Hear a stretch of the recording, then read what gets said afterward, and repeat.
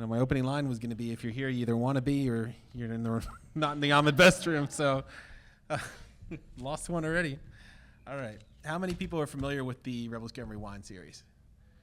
No? Okay. So what it is a retrospective series that we do on 30, 40 years of collecting, 30, 40 years of Star Wars. So we're looking back at some different aspects of the collecting universe. This one, as you can see from the W2F, What the Force, this is going to be on some of the weirdest collectibles in the Star Wars universe. Stick around to the end. I do have some giveaways, and your odds of winning them are quite good since we don't have a full audience here. So, yeah. Hopefully people will trick her in. Okay, so getting started with this segment, I usually have rules in these little guidelines that I like to play by. So if you're tracking, if you come up with some ideas on some of the stranger collectibles, you let me know. But the ones we're playing with today these are action figures only. I know there are a lot of really weird things out there, like the Jar Jar Binks candy that came out of his mouth. It's his tongue that you licked. Stuff like that will not be featured in this, although that is quite odd. We're keeping it on action figures today. Any manufacturer, so any company that makes a licensed action figure, and any year, and that's it. So pretty easy.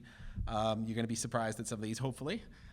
So let's get started. And the first one is going to be the Hot Toys Porcelain Trooper. I don't know if anyone remembers what this looks like or knows what it looks like. It looks something like this, right? No, I'm just kidding. It actually looks like this. Not too much of a difference. Not sure why Hot Toys did this. It was a very odd choice to take a standard Stormtrooper and paint it with that deco of a vase, essentially. And I call it the Porcelain Trooper, and I think it actually is called Porcelain version on the name of this Stormtrooper. So really weird. I wanted to have one to show here, but believe it or not, they're like $1,300, which I'm really surprised that this really odd thing became such a collector's item. But it earned our number 10 spot on our list today. And I haven't seen one since 2017, but it was quite weird of a release at the time, but you can see it still has some crazy value to it. Moving on, we have Just Toys Bendems. Now, between 1985 and 1995, I like to call it the dark times because there was no more Star Wars action figures for that 10-year gap. When Kenner restarted the line in 1995, before that, all we had was Just Toys Bendems, which I happen to actually have here. These were very weird little characters, essentially. They looked weird. They were cheap. You could actually pick these up on the show floor for $10 in the package. So if you're interested in them. They always got dirty, as you can see in the picture here. Like, they just didn't maintain anything, and they really weren't anything special. They were just kind of lumpy little things, ugly, and they had little wires in their arms, but you could see they didn't really bend well or do anything, so very limited to it. But this is all you had if you were a kid growing up in that decade. They had, I think at one point, maybe 30 of them in the line, but you could see they weren't really well desired as collector's items, and they ended up in the trash bin at a lot of thrift stores and or five and dimes at one point. So moving on down our line to number 7, number 8, we have a Man-A-Man, and some people call him Banana Man because of his yellow coloring. Now, great action figure. What's weird about this is his accessory and how detailed it is. And his accessory is a corpse without a head attached to it. Now, in the film, you can actually see this with him. It was in the production stills, but for some reason, Hasbro decided to include it with him. Quite a graphic and very well detailed corpse that's dried with the skin hanging on it for a child's toy. So quite weird that they decided to include this along with the figure. I mean, he was kind of weird in general because he was also paired with Salacious Crumb, and those two never hung out. So I really don't get this entire segment, but you could see him in all his glory here, carrying the heads on the stake in this corpse. I mean, I had a suggestion. I fixed it for the next iteration of it. Just give him a little cup. I mean, it makes more sense. He's in a little party setting. Apparently Hasbro loves cups, so I don't know why they didn't go with this, but hopefully we'll see him again, but without the corpse. Moving on down to number 7, we have the Star Wars Hyper Real line. This line was kind of odd. We already had a 6-inch line that was introduced a couple years before, and it took the price from $7 a figure to $20 a figure. And now they wanted $80 a figure for, I believe it was 8 or 9 inch line of figures. And yes, they had a lot of detail to them. You got a dozen hands. It was sort of like Hasbro's attempt at doing a mini Hot Toys. And Hot Toys usually retail for about $500, $400 to $500. The problem is with some of these, like Vader, after a while, the rubber started cracking. It wasn't a very well put together figure. It had this wire frame inside him, like a wire skeleton, so you can get a lot of posing out of it, but it didn't hold up well on the shelf. They only had 2 figures in this line, Vader and Luke, and then the line ended. Didn't sell that well at the time. Now I believe they command quite a premium. I want to say around $80 or more, because they became collector's items because they had such a short life space. But very odd choice to try to introduce a whole new medium of action figures at a time when you still had 2-3 other lines out there. So that was another just weird choice by Hasbro. You see a consistent theme here on Hasbro choices in these lines. The next one I want to talk about is a crossover idea that Hasbro had, and it was the Nerf vehicles. Not sure why they decided to pair these two together. Hasbro does Nerf and they do Star Wars, so they think, hey, people would love it if we made giant Nerf darts part of Star Wars toys. I get the concept. It's a little safer to shoot these than maybe plastic, but what you're losing on some of these is sort of the aesthetic of the line. And I actually have one here. And as you can see, it's weird to see a TIE fighter that has missiles launched underneath it, like an F-32. I don't know why they decided to go with that.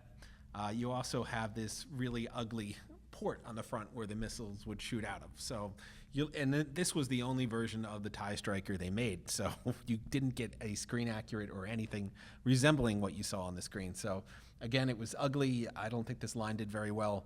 It was a weird choice to have these included in it, and it didn't last beyond these 3 vehicles. So another weird decision in terms of Hasbro. They tried a lot of crossovers over the years. I think the Transformers line was slightly more popular, but after a while, it just kind of collapsed. But the Nerf one was by far the least successful. Next up is Big Figs. Many of you might not know what this line was. It came out, I want to say, between 2015 and 2019. You can't tell from the glass case, but they're actually this big. This is a Big Fig. They're about 20 inches. They retail for about $20, and they had 5 to 7 points of articulation. Sometimes their hands moved. They had the guns literally screwed into the hand. They weren't bad. I mean, they look pretty sharp, but the big problem here is this. So on the left, that is 9 Big Figures. On the right, that is 200 Black Series figures. So you can see the storage issue right away. And I think that's what ultimately killed the line. It was just too big. The box wasn't a whole lot of space, but the figure itself, there's nothing you could really do. After you got about 5 or 6 of these, the novelty kind of wore off, and you're like, it's just not practical to display these anywhere unless you had a whole room dedicated to them. And I think they got about 30 to 40 of them by the end of the line. So it was quite expansive. But that's not all. They came in other sizes. To my left there is the Darth Vader, and I believe that is the 32-inch line. And they had one other one, as you can see here. That is the 48-inch line. That's no action figure. That is a battle buddy. These things were gigantic. They're really cool. There's actually a couple in the show floor over there if you want to check them out. They kind of teed this one up as a room alarm / interactive action figure where proximity to it would go off. It would start doing shooting noises. They retailed for about $100 at the time. They crashed down to $30 on clearance when Walmart was getting rid of them. I know because I picked up a bunch of them because it's just awesome to have a giant stormtrooper until you move and you realize you don't have the space to store these things anymore. But they are quite interesting. It's just the issue here was the size, and after a while, it just wasn't practical. But they still, for some collectors, it's pretty cool to have a giant stormtrooper figure. I wish they would have did original trilogy, but we got the new medium at the time. So moving down, I think we're on number 4 here, and it's just something Hasbro tried to do a lot was cross role-playing with action figures, and it was never successful. The least successful of the lines was the Tactics. You got some really weird ones in here. There were blasters with missiles shooting out of them. There were characters that shot force powers. I have a a couple here. They ranged from original trilogy characters to prequel trilogy characters to all sorts of weird, bizarre characters, including ones like Chewbacca with allergic reaction to bee sting. They're just really weird choices on these characters. I'm not sure why they made them, but basically it came with these little power bars on the bottom of the figures, and you would shoot other characters, and it would play like a role-playing game with hit points. Didn't last very long, although the line was kind of expansive, and in the end, they ended up folding it. But it wasn't the last time they tried to do something like this.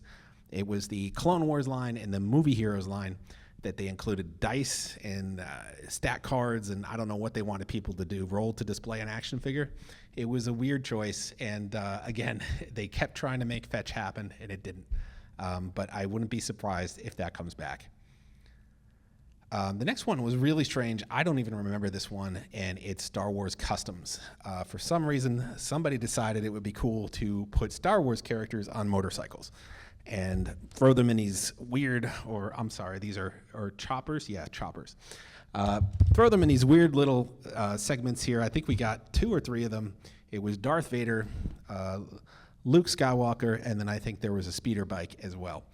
But again, really weird design. I don't know why they thought people would want this.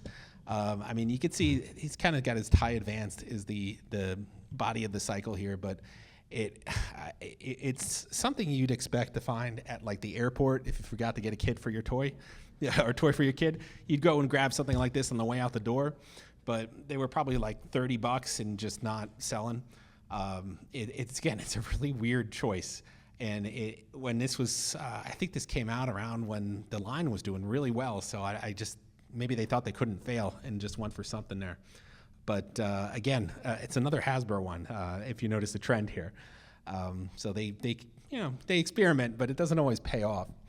This next one here is actually one of my favorite, although it is probably one of the weirder ones. And for me, it was a tie for number one. But back in the Power of the Force 2 line, they also did 12 inches.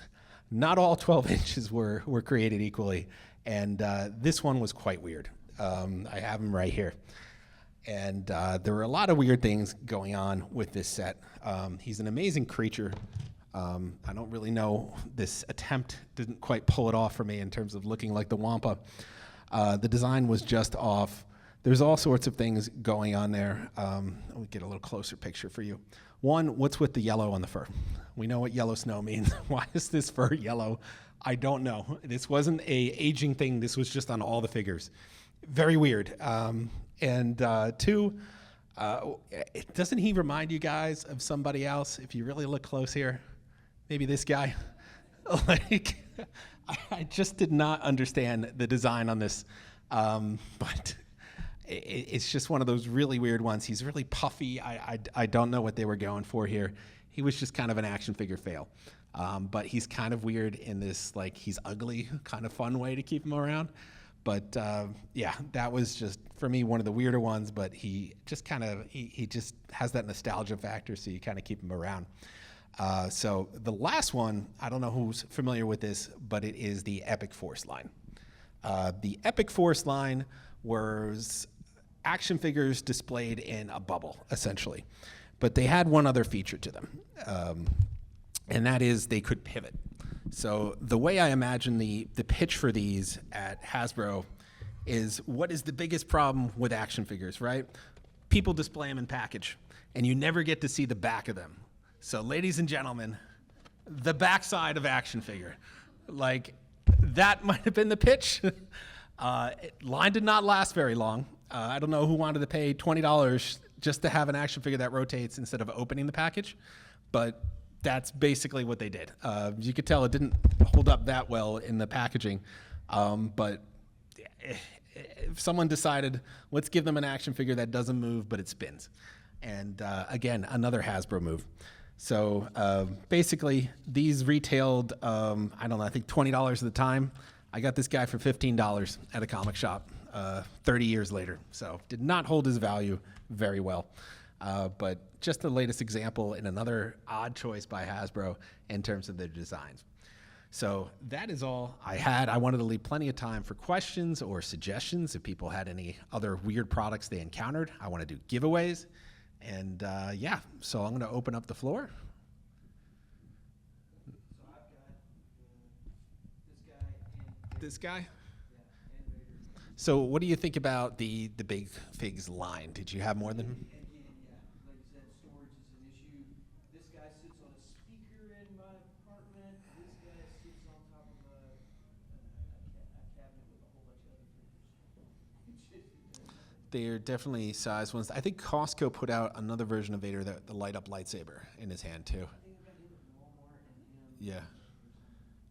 Yeah, like I said, there's a few different ones on the show floor. You can see, and the line was quite expansive. It had Rebels, it had original trilogy, it had prequel trilogy, it had a lot of Force Awakens characters. They did a couple prequel, like Darth Maul and whatnot. They did Rogue One, they did Solo, and the line ended with Solo. So it was just, Jax is still kicking. I think they're mostly doing Nintendo figures. It's like their bread and butter. I think they just maybe get the Hello Kitty. Oh, no, I'm confusing it with Jazzwares. But yeah, they're still kicking out there. They kind of do niche stuff. But this was their foray into Star Wars. Because of the way licenses are set up, only Hasbro could do 3 3/4, like this size, and they could do 6-inch. So anyone else would have to do something bigger. So instead of doing 7-inch, they jumped up to 20-inch. So no one would dare challenge that. And then, of course, they made 32, and then they made 48. So definitely tried something different. Anything else? Just want those giveaways, right? All right. This is probably going to be hard. I was hoping for a bigger group to do this. So the question I have, do you have the giveaway? The question I have is, for Hasbro, what are the years, or if you could even tell me the collections, that the individual pauldron colors of Sand Troopers were produced?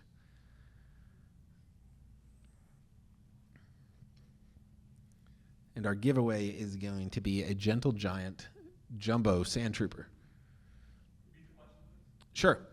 There are 3 different colors of Sand Trooper pauldrons. It's orange, white, and black. What are the years or collection that each of those were produced for the first time? Can you mention scale? Any scale.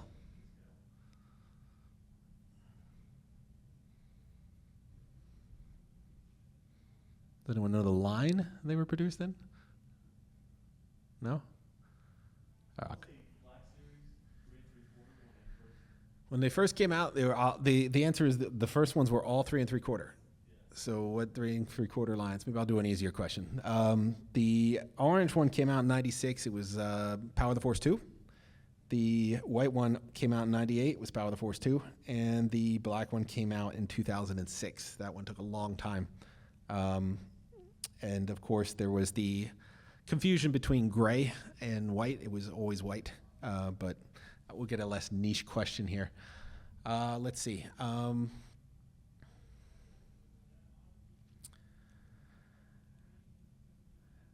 In the original trilogy, how many different Imperial units were there? So, for example, there were stormtroopers, there were sand troopers. Think about the other kinds of troopers.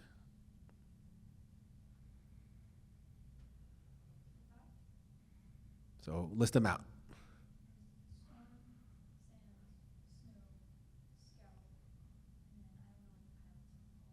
Tie, but I meant the answer is 5, but I meant the troopers. There were space troopers. There was one scene where it was like 5 seconds, but in the first movie.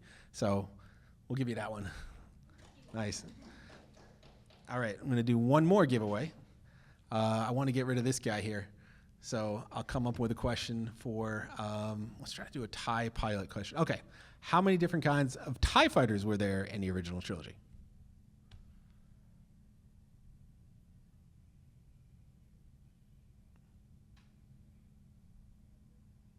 I think it was just 2, Vader's and the original. Keep going. It's more than 2. That's just in the first movie. The whole trilogy, yeah.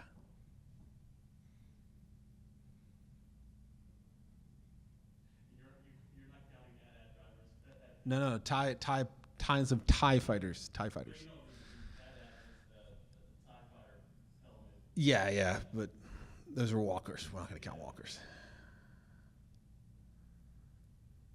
interceptor as well. That's 3. Almost there. No, there's 4. There's tie bomber is the other one. Yeah. All right. One more question. Let's do. How many hands got cut off in the original trilogy? It's just 2. Yeah. Okay. 2 for 2. We'll give you the trooper here. All right. We get done a little bit earlier than I intended. Everyone's welcome to come up if you guys want to check out the weird things from times past and play with them. That's fine. I think our next panel in here is Ewoks Part 3. Jawas Part 3. They'll have a giveaway too. We have giveaways in both panel rooms all day. Some of them are quite nice. I think toward the end of the day they get pricier. So make sure you check out the panels. Definitely check out our giveaways. Check out the show floor. Go see the autograph signers. I think at 2 o'clock, Demetrius is doing a lightsaber demonstration. If you haven't seen it, it's amazing. Demetrius played Darth Vader in Obi-Wan series. And he is a trained swordsman. So it's pretty cool to see him do his thing. So that's it. Thank you for coming. And we'll have our segment online. Thank you at home for watching. And may the Force be with you.